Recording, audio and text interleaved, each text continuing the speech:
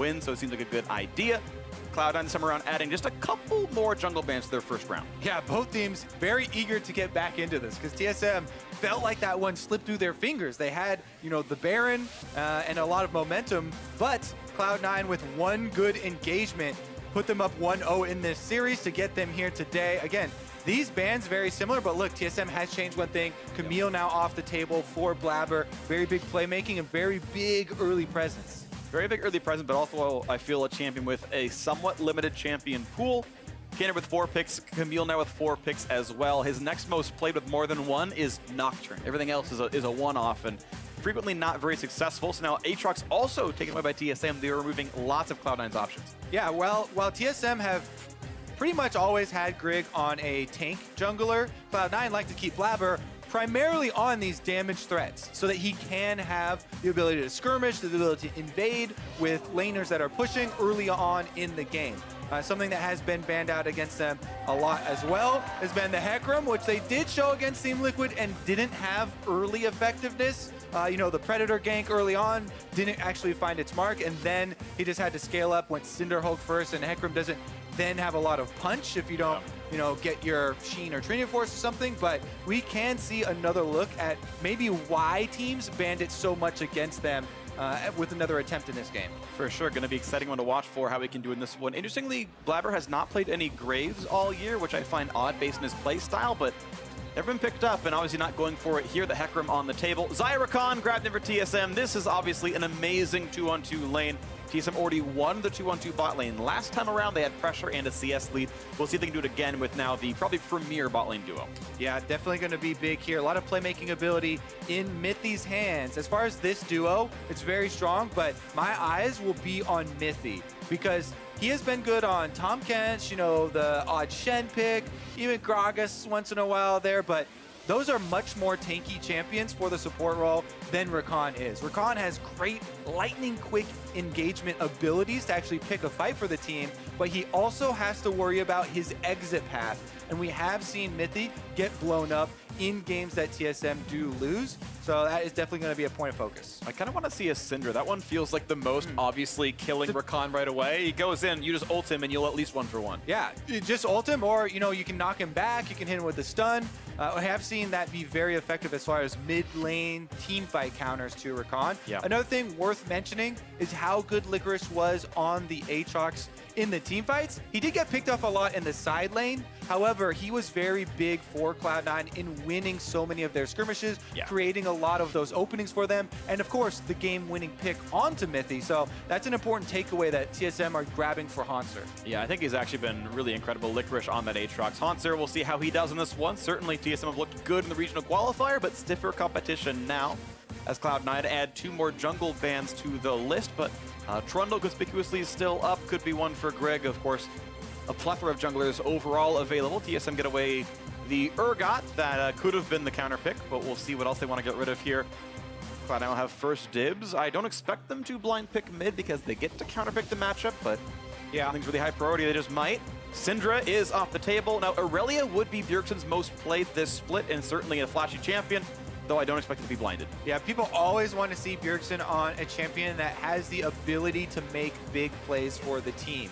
Whether it is a high damage champion or a champion with some big AoE CCs. We saw him be one of the players of the game just last week with a Galio. Huge 4-man taunts coming out of him.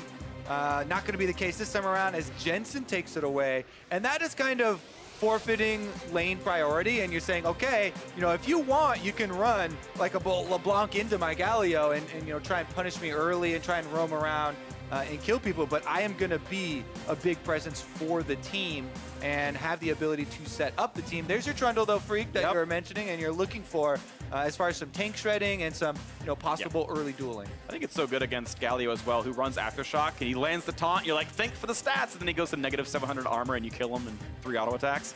And the Cassiopeia actually going to go over to TSM now as well, so I think they have an insane backline here. Cassiopeia, Xayah. I think the engage is not bad with Rakan, just can die for it.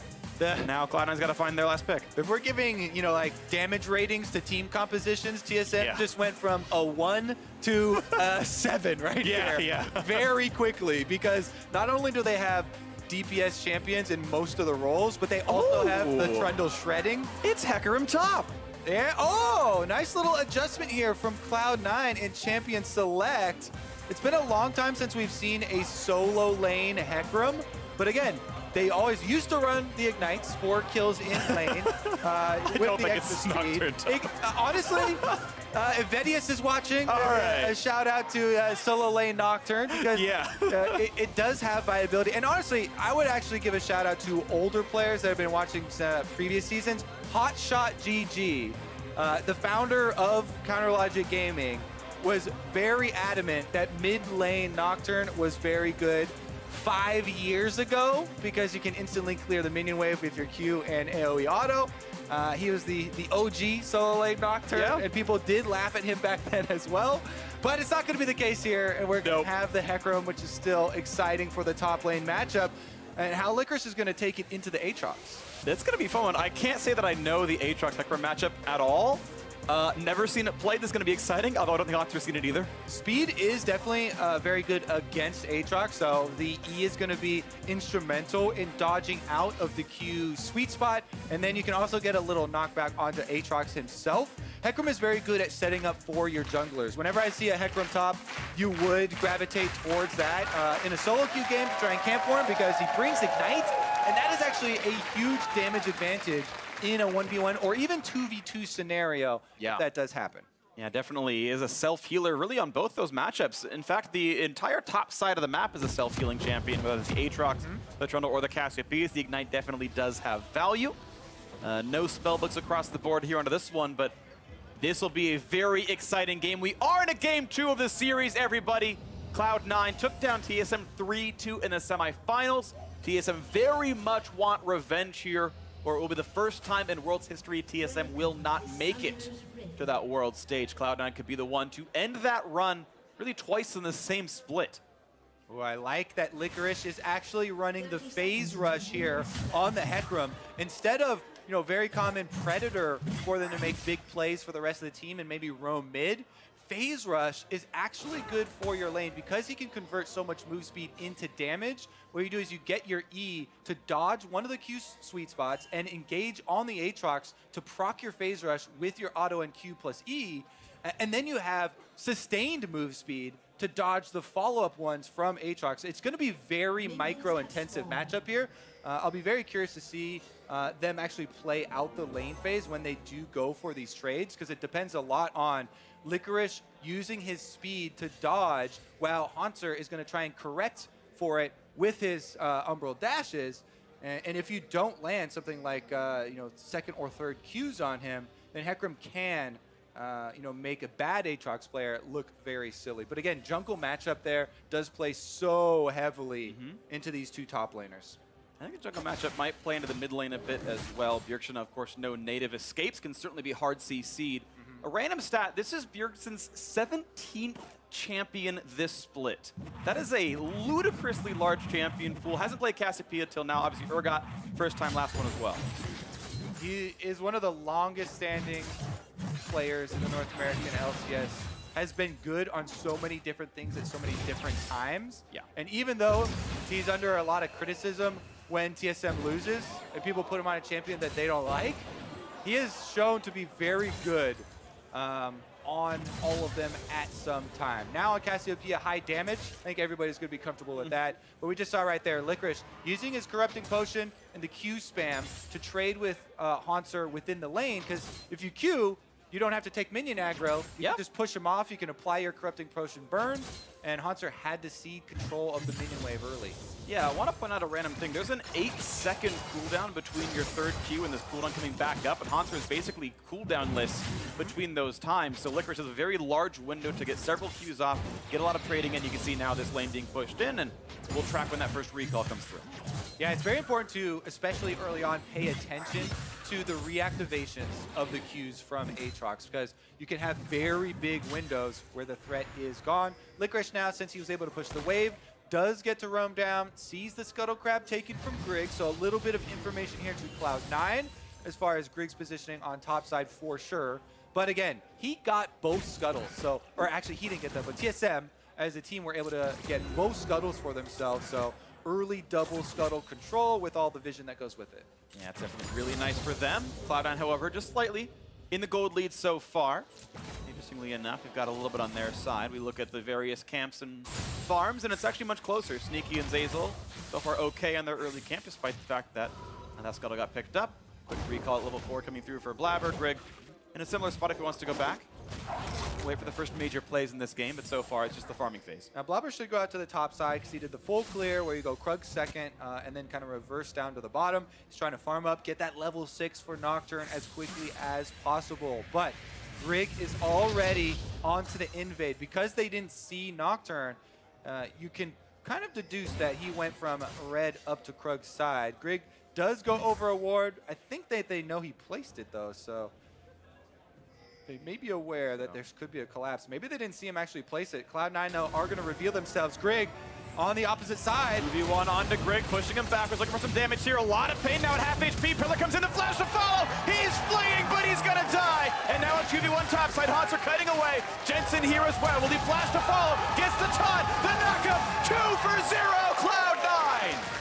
I actually want to see a replay of Licorice going down to the Tri-Bush to place that ward, but here we go, and engage on bottom too. They're not even done just yet. The knock-up's gonna land. Ignite is on as well. Zazel, he's got to flash away. He'll buy some time, but he will burn down, and there's gonna be beef for dinner for Sven. What a kill. TSM's bottom side are able to get one back for themselves and kind of reestablish a morale boost for the team as top side was just demolished. And I won this replay. Here we go. Licorice, they didn't have vision of him walking down, but he kind of was walking up there, so maybe a little bit of communication as far as there could have possibly been a ward place, but look at this. You gotta know something is up. When Licorice is positioning like that, Grig though, easy for Cloud9 to focus him down, and on Trundle, there's no more possible escape, so very good by Blabber. He just flashes over, retains the Fear Tether. Jensen roams up from the mid lane. You can see Bjergsen still in mid lane farming the minions as Galio came up to claim the extra kill. And that was a big swing for Cloud9's top side. Yeah, absolutely huge. And I'm wondering if there was miscommunication on the fact that Galio is coming up, because you could have run towards your turret instead of going for the flash over the wall. He ends up watching into the Galio and gets flash taunted. Yeah, definitely uncoordinated play from TSM on the top side, not quite accounting for the movements of Cloud9. You don't always have to have the perfect vision of the enemy team, but read a little bit into the positioning that they're going for and see if they're giving away anything in a tell as far as which side they're hovering. Meanwhile, 2 kills to Nocturne. Every single time this champion is picked, every single caster talks about this guy needs to snowball. This guy needs to get his damage early so he can use his ults effectively. Well, 2 early kills, level 6 on Nocturne now, does have Paranoia available, and there are flashes across the board that are possible to punish. Zaya's not level 6 yet, and Sven, even though they got the kill on bottom side for TSM, did use his flash. And look at that stat up there, 7.8 to 78 forward percentage. That is how much pressure the Aatrox had in that side lane. Of course, the champion gets taken away. Thank you very much, Stats team, putting that one up there. And this one around, it's Licorice again, finding himself a pretty decent matchup. He's understood a bit more now, but it feels like he does have some level of pressure. And it's a really good point to bring up how Cloud9, when people were talking about how scared they were of this team from scrims, a big reason cited was that they can run anything at a high level.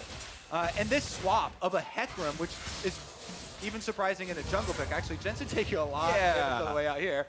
Forward is weird. But even a Hecarim jungle is a fairly rare occurrence, right? But also having the ability to swap it topside into a good matchup into the Aatrox here and being able to have Licorice play it quite well. Blabber now going for an invade. No flash on Grig. They're going to be Zaza coming across. He does not have his own flash, nor does he have Hex Flash. He can't get away. And that's going to be Pillar keeping that Trundle safe, or the Blast Cone, rather. Yeah, Blabber, he saw the Blast Cone. I think he was almost in range, or had to theorize that he was going for it there. So a little questionable use of the ult, because the ult right now is such a powerful tool. Yeah. With a lot of TSM laners not having flashes. And he does kind of waste that one, but we'll see what the pause is about in a second. And right now it's Sven talking with the refs. Maybe it's on him and it wasn't even about the junglers fighting, but again, we'll wait to see. Speculation will be later. Either way, it's still a pretty close game. Okay, looks like it is Sven specifically, so we'll get into that at some point. But yeah, very close game. That 2 for 0 on the top side, obviously really, really good. The Nocturne is going to have a really healthy recall when that finally comes through.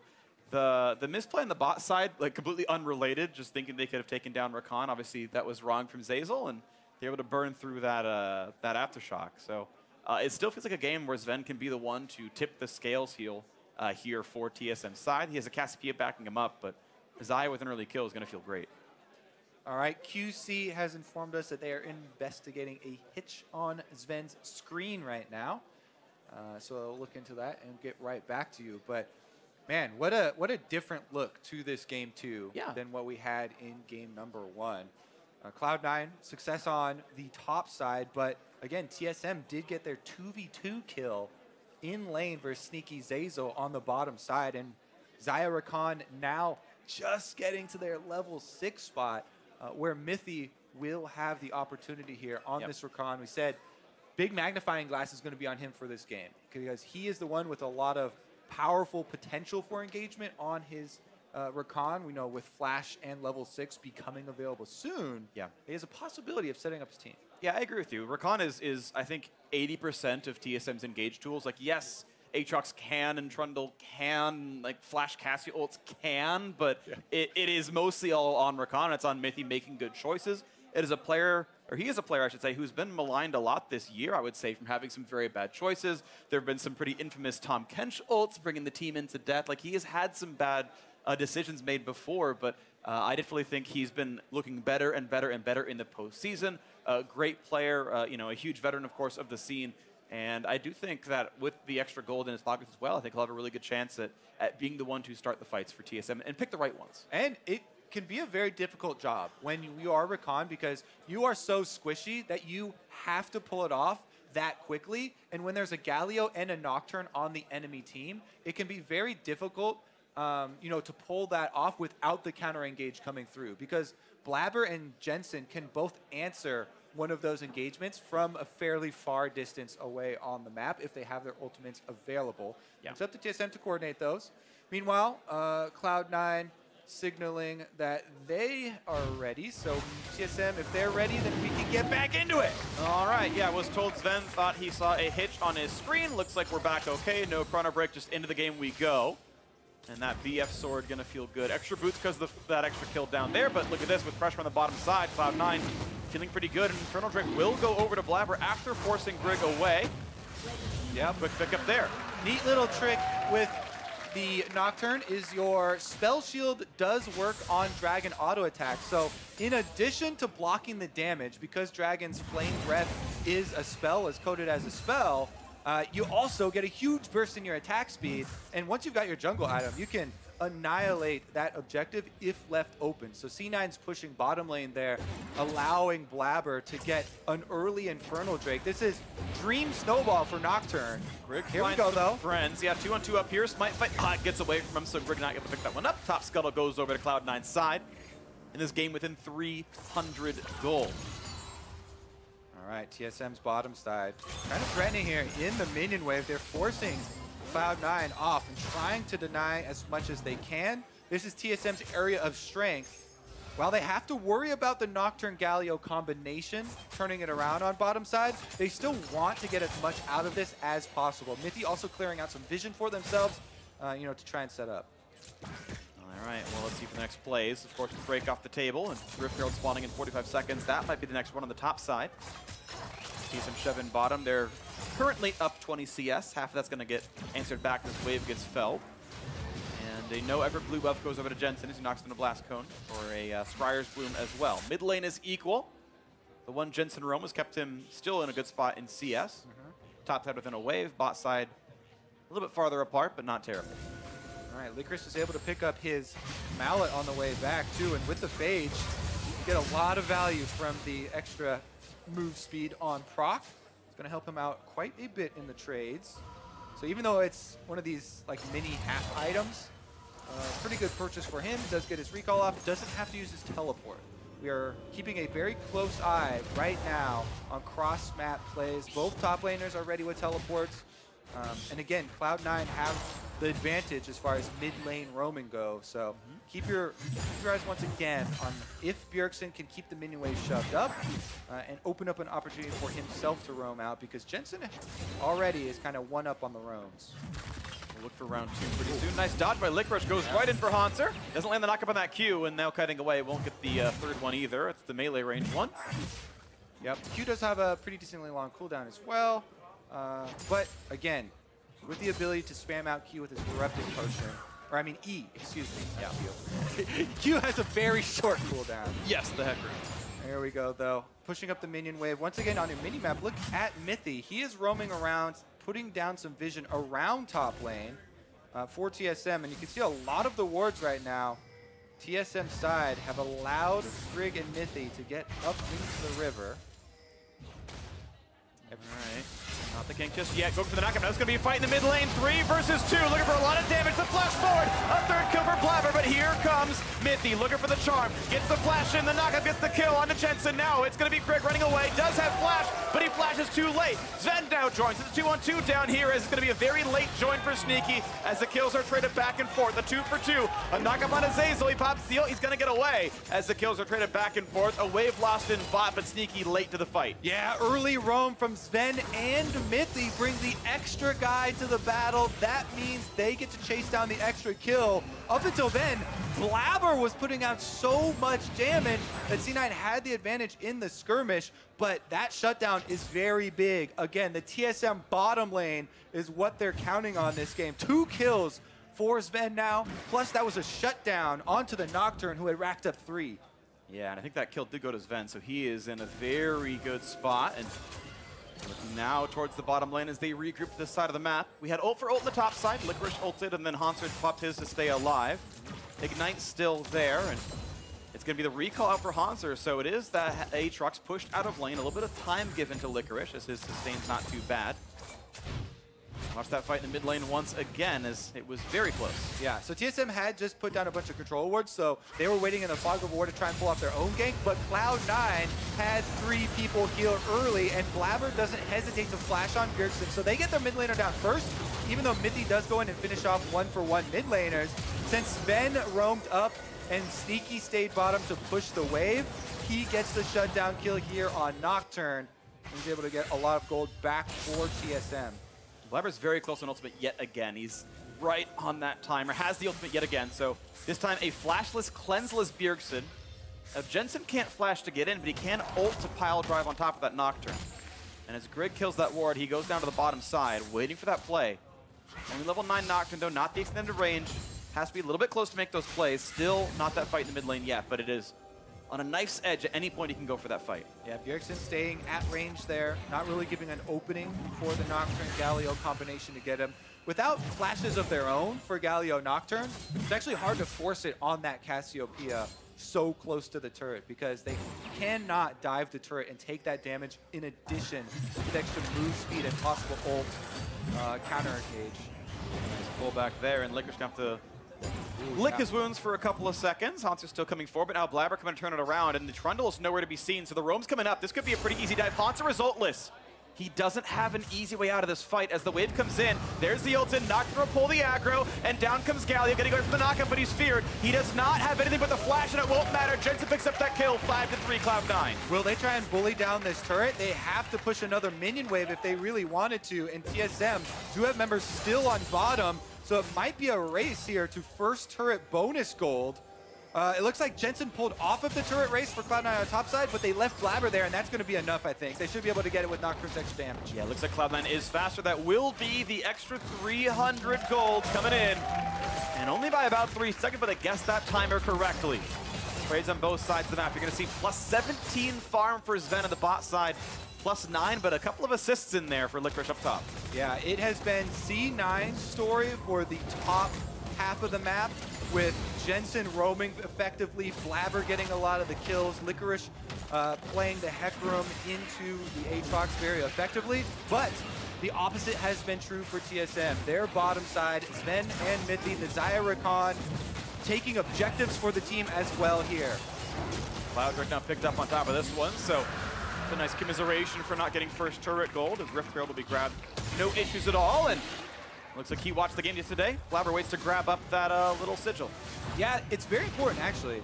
The possibility of getting a kill somewhere with Nocturne is so high since he's got these early kills and got this early lethality with his serrated Dirk and plenty of damage to back it up. If you Nocturne ult, kill someone off in a lane, and then activate Rift Herald, you can get 2 turrets in a quick push if the enemies are not quick to send more people over to defend.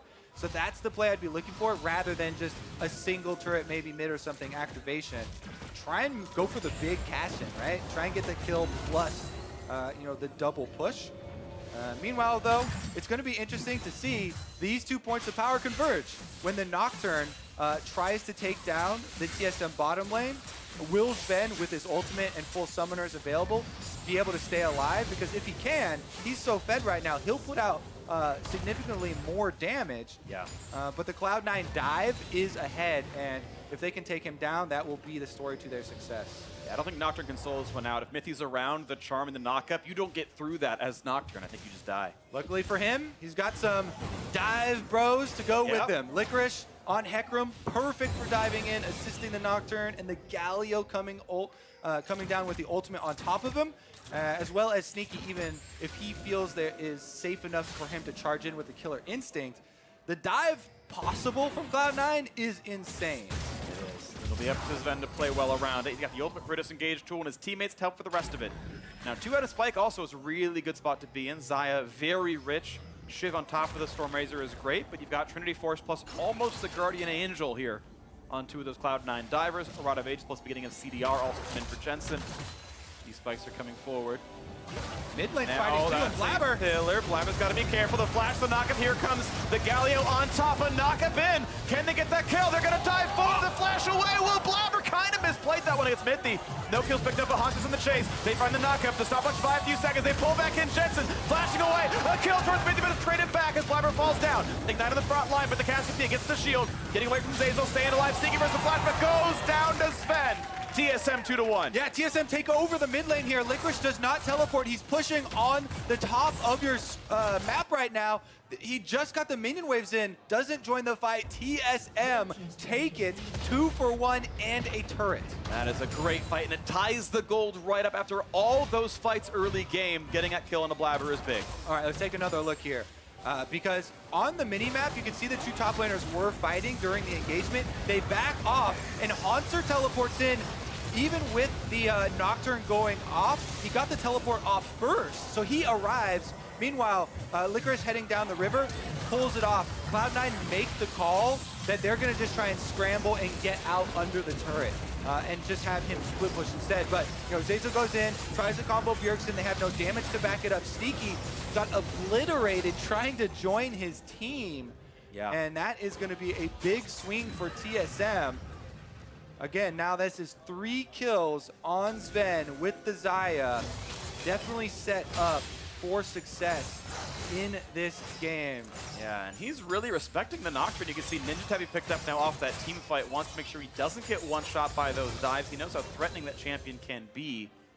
And we'll see if that comes through. Blabber, I think he flashed before his auto attack struck Mithy. I think it was a slight misplay. Yeah, he also, his Q came up right after it. I don't know if the Q was available then, but he threw his Q out afterwards. That also did not hit. In the end, they still got the kill onto Mithy with Jensen firing off the Winds of War. But we're already into round 2, and it has to be a Rift Herald used mid because I think it was about to time out. Yeah. And that is happy news. Might not get the turret at all. Happy news for TSM. Yeah, well played. Herald picked up 100 gold and then gave some of it back for TSM killing it. Not a great objective. I take the Cloud Drake every time. TSM can feel pretty good with their 800 gold lead. Drakes roughly split, based on your opinion of how good those Drakes are. Sneaking to try to grab some farm, try to keep up with Sven, but might never do so in this fight. I think Sven always has targets that he wants to fight in range. It's 4 melee champions plus a short-range Kai'Sa. I think he can always get optimal damage out. I agree. Right now, though, we're going to see a split. Probably should be a turret trade. Bottom side going over to Cloud9.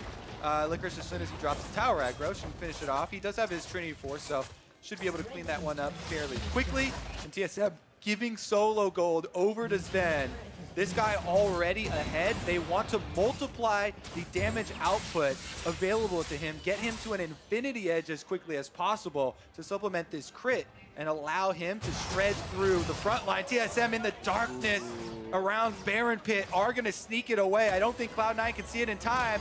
Oh, Spot that's happening. Can the team join in though? 4,000 health onto Baron. This time, no 2 smites.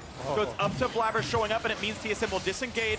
And a sign of things to come, maybe. Blabber grabs the scuttle. I mean, maybe it was good they backed off Baron then. Yeah, exactly. If Blabber's going to steal that away with a Q, then very scary. But that right there, that is a high-pressure situation because they know Nocturne can ult from halfway across the screen to join in the Baron Pit. And TSM at this stage of the game don't need to 50-50 that, even though it would be risky and would be difficult for Blabber to pull off.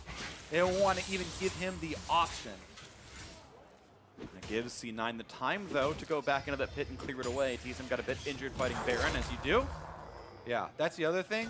If you get a Nocturne flying in with a Galio ultimate inside Baron Pit, where you've already sustained considerable damage, then that is a team fight loss into a Baron, which basically will lose you the game.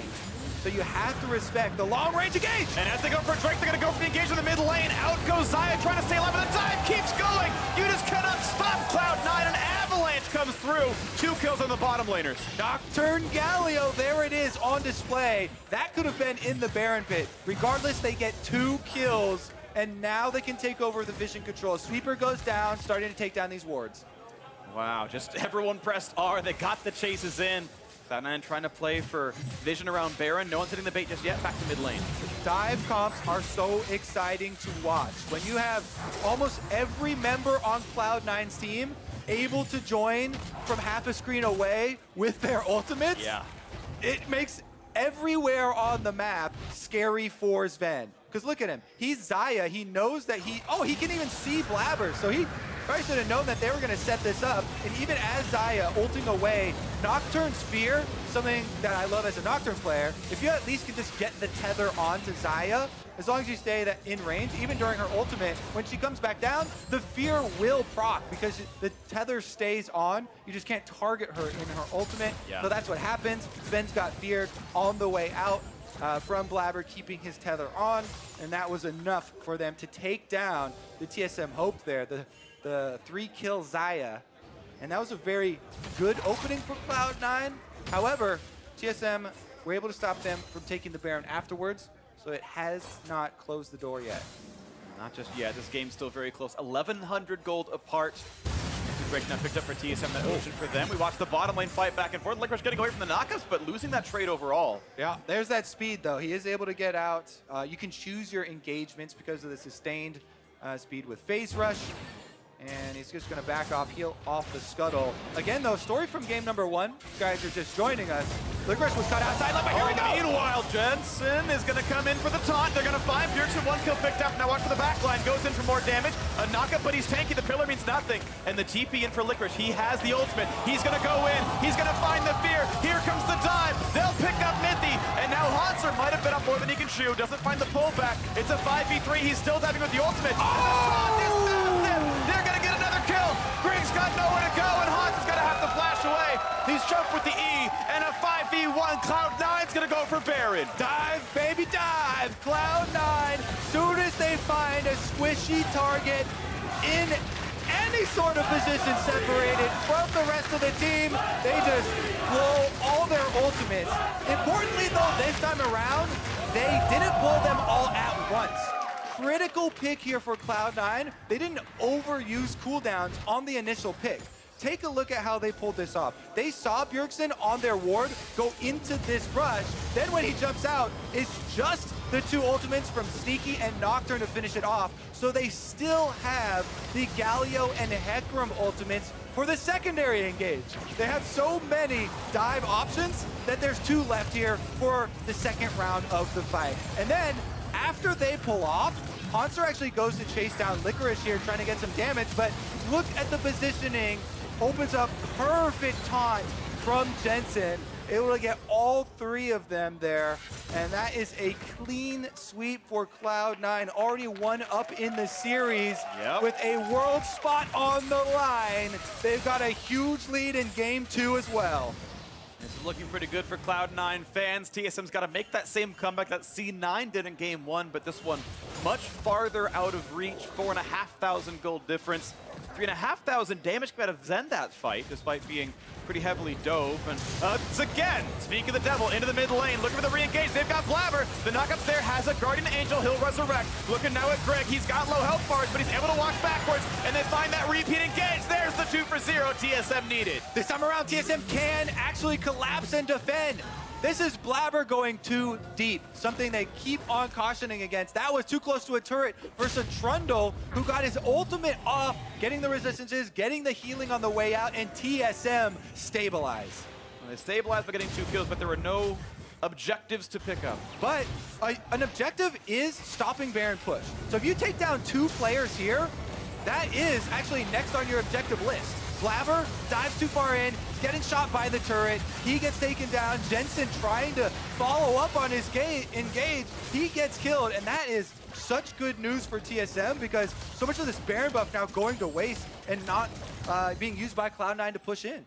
That's absolutely the case here. So it's now only 3,000 different, and Baron just on 3 of them. Only 1 minute left. And you're right, Kobe, the push has been stopped. It could be a worse Baron power play than the TSM one, which was 2,100 last game. Ocean Drake spawning in 50 seconds. That will stand on the top of Baron buffs lasting on those 3. So C9 likely to be given that one. Yeah, they definitely need to calm back down and set up vision first. Couple of steps here, get a little bit extra vision because they are the ones with the very threatening pick, right? If any of these TSM carries are separated from the rest of the team and trying to face check or anything, that Cloud9 have a very easy option to engage on them, but they have to do the setup work. Nocturno goes to the side. They found his split pushing Aatrox. He's going to get resurrected. They're going to keep cutting back to the squad. They're all grouped up. A big taunt. Just going to find one. The fear not going to land, but the feathers go the wrong way. Sven's not going to be part of this fight, but look at the re-engage. The damage output. Cassiopeia picks up 1, and that pillar just stuffs them up. Cloud9 can barely retreat, but they do so. A 1-for-1. Ooh, Sven put out a lot of damage there on the Xayah, but you can see how much damage the Winds of War did to him. He would have to be very careful on the way out. It's a 1-for-1 though. Even with Haunter being picked off across the map, separated from the rest of the team. Now, Cloud9 want to finish this turret. They have no Baron buff left, but they should be able to get it. And the new Sven was chunked out, had to recall, so the 4v3, they pushed down the mid lane, swing on over to the Drake. That should be theirs as well. Yep, 2 objectives picked up here for Cloud9 off of that slim victory that they were able to pull off in the mid lane fight. TSM, again, they have to be so careful, even though it's very difficult to stay grouped up and you're going to lose out on side lane pressure. Every time C9 sees someone separated, they're going to use these ults to pick you off. So Haunter immediately goes down on Resurrection here, but look at the TSM damage. Bjergsen and... Oh, actually, that's a backwards ult from Ven. Yep. Whoops. Yeah. Happens when you're kind of panicking a bit on Xayah. He wanted to ult the other way, and then you have to move your mouse to the other side because you're trying to move back in your ultimate. So it is, a slightly difficult mouse movement. It's more important to go in the air than aim the feathers right. Yeah, that way you don't die. Exactly. However, you saw how much damage they put out. Yep. If those feathers from that ultimate, had actually been the correct way, maybe they might have gotten another with the root, yeah. Or maybe they just don't lose the turret because, a hell trade or something. Yeah. Regardless, though, that's a small mistake in a fight where TSM did fend off Cloud9 super bad. And Sven is on Infinity Edge. He was last fight. He still is now. He's going to be huge in team fights again. 4 melee with feathers passing through everything. This is like the ideal Xayah kill everything composition to place against. Yeah, TSM have all these hopes on Sven and Bjergsen scaling huge DPS sources. They can't make mistakes like that, right? Yeah. Yeah, they got to make sure they can line up their targets, but it's certainly doable. 3,500 gold. This is well within reach on both sides. Game 1 was a comeback for Cloud9. TSM can easily make the same happen here. Neither team has ever missed Worlds and they had the chance to play for it. Cloud9 might be knocking out TSM, or maybe the opposite if the comeback will come through. What a year for both of these teams. Long journeys, both of them looking for recognition. Now Licorice on the run. Last come from X. Good pillar as well. They're waiting to see if they can force the ultimate, and they will do so. Hoping to get that cooldown out of him, they get it. Pretty good heads-up play there from Mithy. Yeah. Does use his ultimate to get that to happen, but they get the Hecarimal in exchange. So not kind of all costs thrown out, but we'll see if it does actually matter because both of those ults are pretty low cooldowns. They are. You got 20 CDR from Trinity Force, and I'm expecting Celerity, I guess, instead of Transcendence. So yeah, just the 20 CDR in this Hecarim, but still going to cut that down a fair bit. Blabber looking for a blue buff steal, and TSM, I believe that Trundle was spotted by the Squire's Bloom. Now he wasn't, so he's going to walk in there, and ooh, Smite plus Sneaky W grabs the blue buff. That was well timed. Sneaky happy to get that one. I mean, yeah, and that timing is literally just looking at your screen and seeing the projectile coming in. Now, Blabber will have a better view of it because he was on that side and Sneaky's on his team, so he can know that it's coming in. But definitely We've seen many a jungler fail to smite against Sneaky W, though. So very true. He's stolen bigger objectives. No. Blue buff, the most important. I've seen Koreans AFK when the second blue buff goes away. Well, this is actually getting to be a very dangerous fog of war situation for TSM. If you toggle it right now, they're facing a dive comp, and they have no vision of where the dive is going to come from. So that's why they're moving in a pack. Maybe that's a good thing that has finally forced them up into staying as 5, so no one gets picked off. But that is important. Number 1 for them to do. Greek now going into the jungle. He's looking for a pillar. Gets that one. Blabber able to walk around it. When's the engage coming through? Miasma. He's going to stay alive. Licorice waiting on the side. Not going to find his opening yet either. Elixir of Iron help his team dive in past him. Cloud9 should be putting the pressure on by pushing up sidelines, but here they go. Dive towards Smith. He goes back to the team. Here comes Galio. Not going to find one yet, though. Blabber at 5 HP. Look for the backline, and Big Talk comes in, and they're going to find the kill on his Sven. That's most of the damage gone. Now on for Cassiopeia as they trade back on a Galio. Looking at the trade kills. In the front line is Hauntzer. He's popped that stopwatch at 5 health, and they can't quite find him. Licorice can't get that kill. The shield comes up, and it's still just the 1-for-1. Explosive dive right there. In the end, TSM can chase Cloud9 off, and with Sneaky low, TSM actually get the chance to push for the first time in like 10 minutes. This is their opportunity to put some very critical wards down. Baron is on the table. Both teams have plenty of damage to take it, so number 1 priority now for TSM while they have time on the map is get those wards. So the Acer Predator replay coming through. Sian again trying to find the dive on the close by Mithy, but the re-engage not bad on either side. That was great from Zazel on the Alistar. Gets a triple knockup to set up for Jensen. And I thought Bjergsen was going to be stuck right there, but he has such a quick flash and cleanse that the Cassiopeia is able to threaten the rest of Cloud9 off of this dive and turn it around for themselves. They got the kill onto Jensen from the dive in with Galio. And the flash expended. You can already see the threat of this TSM late game damage output. Cassiopeia and Xayah just melting whoever is on the front line. And a needlessly large rod in Bjergsen's inventory will eventually be a death cap, and that is a gigantic power spike. And he can start taking over those games. It is a 2-threat team. The Cassiopeia, not quite as big as the Xayah just yet, but you saw what happened when Sven died. Bjergsen could still take over the fights. And now it is so important for which team is able to play the team fight without summoner spells on their carries. Looking down the list here, we only have flashes on the junglers left. Every other person burning most of what they had in that last fight, and we've got an Infernal Drake to spark the next one. And the active items also worth tracking. Bjergsen's are back up, but no Guardian Angel for Blabber, so this is a weakened Nocturne. All right, another good cooldown. Since we're on the items, again, is the Stone Plate. Grig can be so tanky on Trundle in the front lines, steal away some stats from Galio, and then want to buy time. You want to buy time? The smite! Over the wall! Grig gets it, and watch for the re-engage. Will they come in, or will they knock down the Trundle? It'll be a kill for the Dragon, and now they re-engage onto Aatrox. They can force the passive, they can force the ultimate, and now the 5v4, the dive in. They get the fear. In comes Galio. No CC, but they can knock down Hauntzer, and that is a kill picked up. 5 versus 3. A big stun. Bjergsen gets 1, but now he is alone against the team, and they will get that kill. +2 for Cloud9. Grig gets the steal, but it costs his team every anything, Cloud9 will be happy to take the Baron instead of the Infernal Drake. What a re-engage for them. Absolutely a great play, and not sure if Grig needed to go for that or the team should have re-engaged, but now with the Ocean Drake helping them sustain, C9 will not get low on this play. Sven has an ult, but imagine making this outplay even happen. Zeyzal gonna walk up to zone out the team. Ward spots it, headbutt pulverize, a little bit of damage towards Alistar. Will they find much of anything? They're gonna find their death. They just caught that one. As another kill comes through to Cloud9. This time Baron's a formality, as turrets fall to minions as well. Yeah, you're definitely playing with fire, trying to poke around that Baron with no tank and the speed that Cloud9 have available. Here's Grig, his eyes are on the steal. If you're going for a steal, then you need to either commit to everyone else running or everyone else joining the fight afterwards, and TSM are completely split. Hauntzer here was going back and forth in no man's land in the middle of the two teams right there.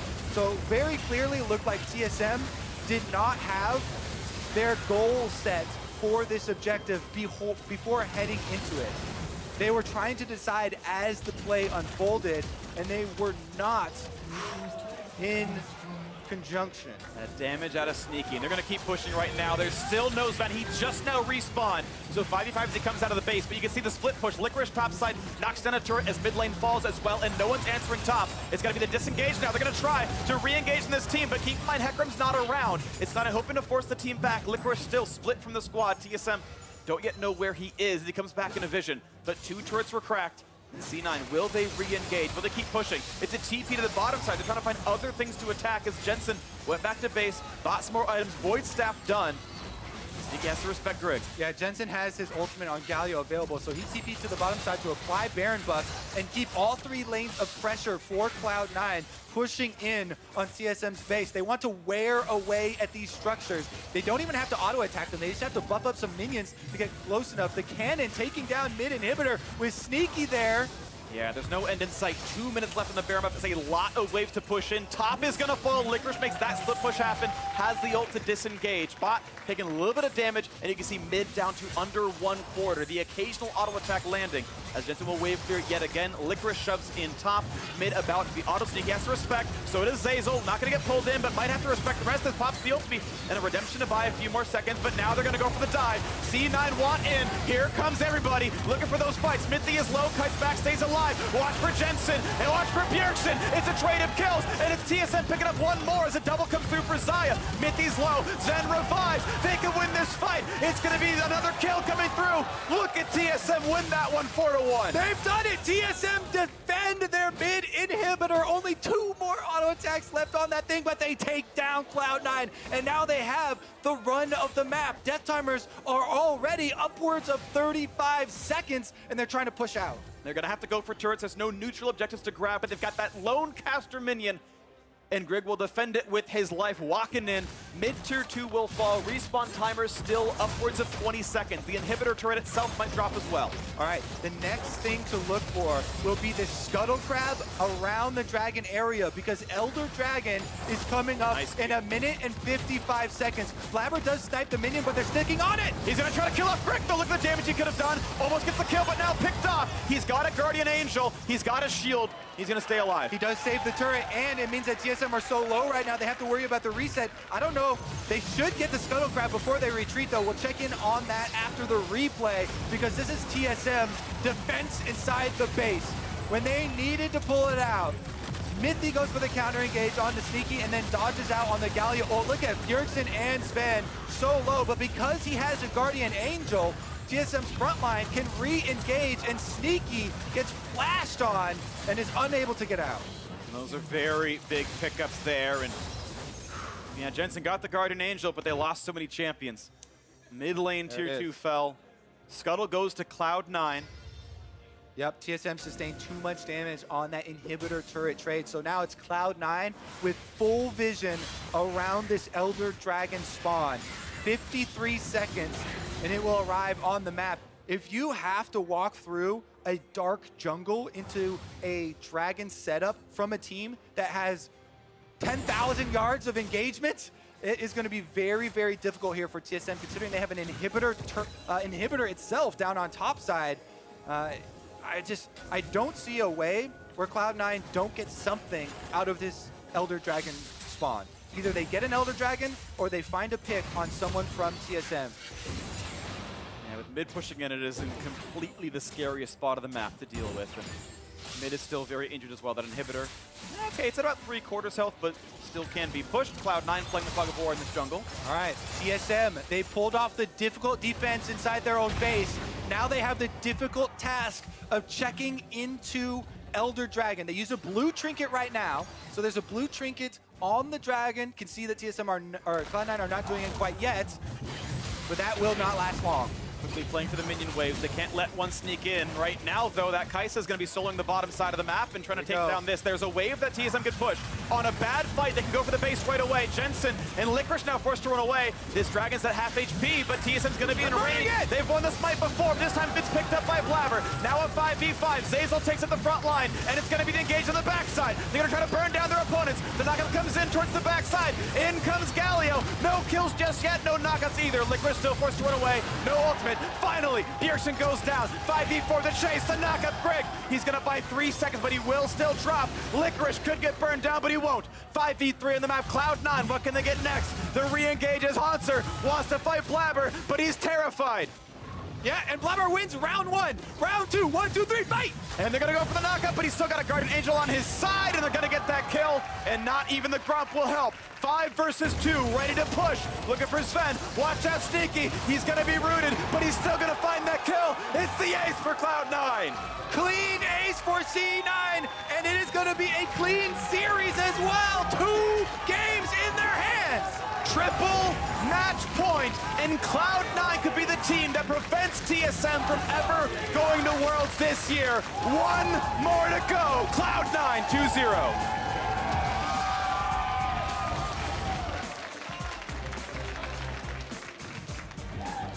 What a road it has been for this C9 team.